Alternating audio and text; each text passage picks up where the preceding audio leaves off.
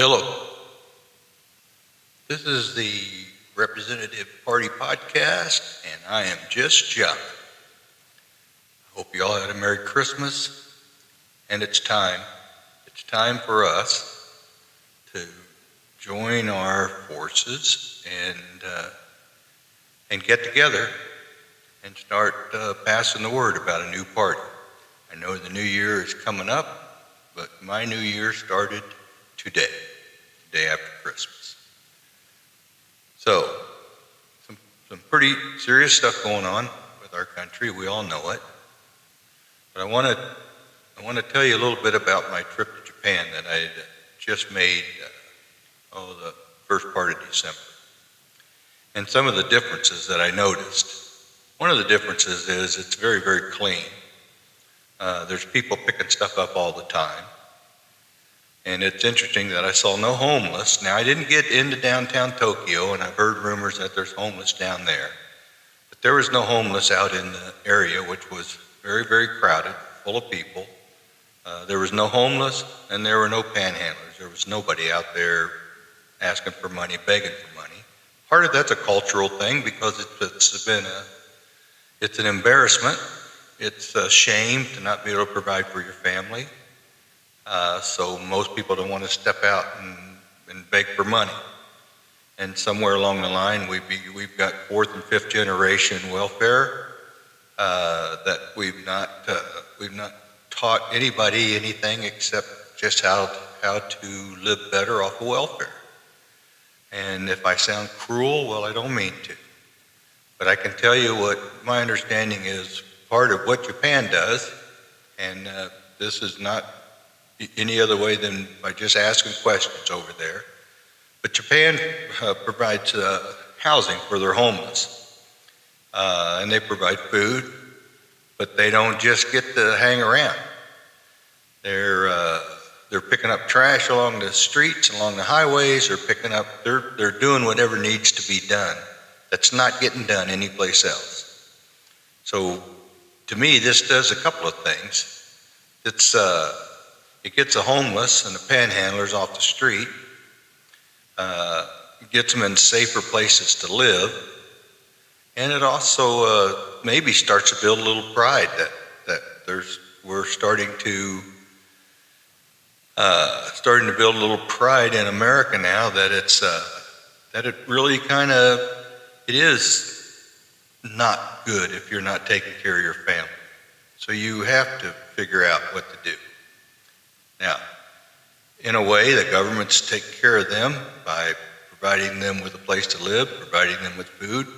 I'm sure they provide them with some sort of wage, to cover, which covers the food and the rent and spending money also. Now, here we would call that forced labor. I think that's going to be stupid, and there's going to be a lot of liberals out there that are going to go nuts about it. And there's a lot of conservatives that are going to go, they don't care. Why do we care about them? They don't care about taking care of themselves, so why do we take care about them? And, this would be a place for the churches to step up and say, you know what? We can build an apartment building. We can house these people. We can feed them. And with the help of other places, we can try to get them back on their feet, try to give them training, do things. I read an article that the area that I was in had about 35 million people in it, in and around Tokyo. And I was probably about 30 or so kilometers from Tokyo where I was doing my stuff. And out of that 35 million, last year there were 7 homicides. Now, stick that in your brain, 7 homicides. I don't like the way they or one of the reasons that they have that, but the idea is there's 7 homicides and 35 million people. So,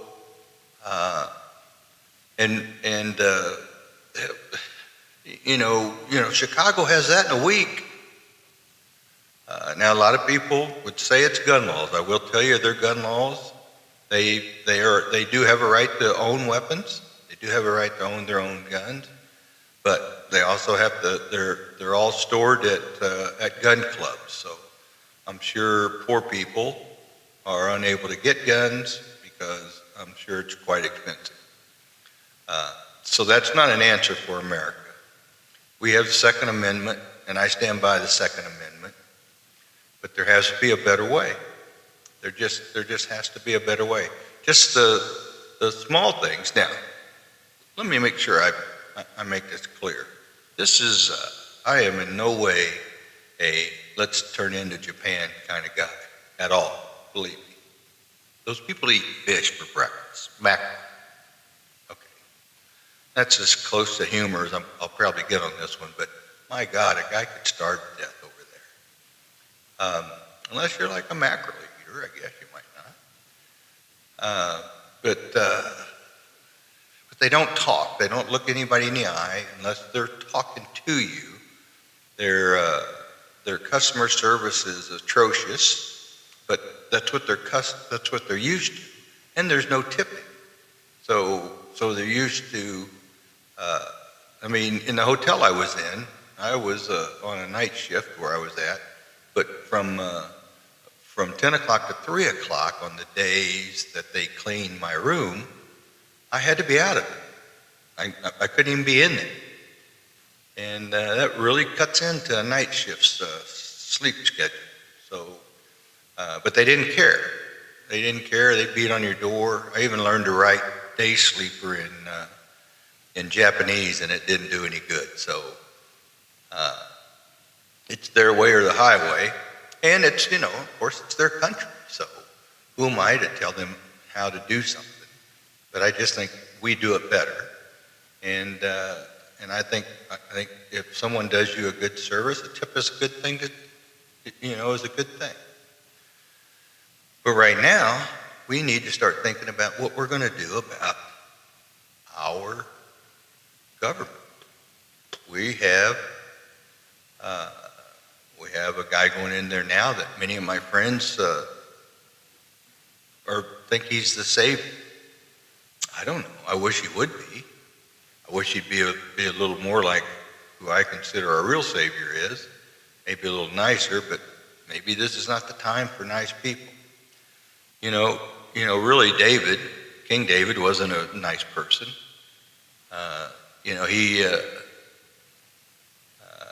I think it was Bathsheba's husband. She sent him to the front line so he would get killed. If I have the names wrong, don't worry. I'm not a scholar. But you get the idea. He saw her. He thought she was beautiful. He wanted her as his. So the best way to do it was to get her husband killed. Not even much less than a mob hit. Okay, but God still used him for good things. So I'm praying that God's going to use our next president for good things. I believe he doesn't make mistakes, but I'm trying to figure out what our last president, what his good thing is, and I can't get it. And I'm not a Republican or I'm not a Democrat. I am a representative party person, RPP. So. And everybody's welcome to join. I want you to please pass this message on. Tell people that there's an idiot out there trying to start a new party that wants to try to bring common sense back, to try to bring compromise back. There's a lot of things going on that I don't like, but I'm able to live with it because it brings peace to our community. So just listen, and I plan on sending this stuff out almost daily. I'm tired of just not standing up. People say one person can't make a difference. Well, I think we can, but it's got to start with somebody, so why not me? And why not you? So if you're interested, or even if you're not interested, pass this on. I'm having a hard time with the technology of this stuff, and I'm actually going to try to take a course, or I'm going to have somebody come in and teach me better on how to do these things. If any of you are listening and live nearby and want to give me a hand, on the old system I used to use, I had a little background music, and here it looks like I could do it, but I'm not sure how to do it.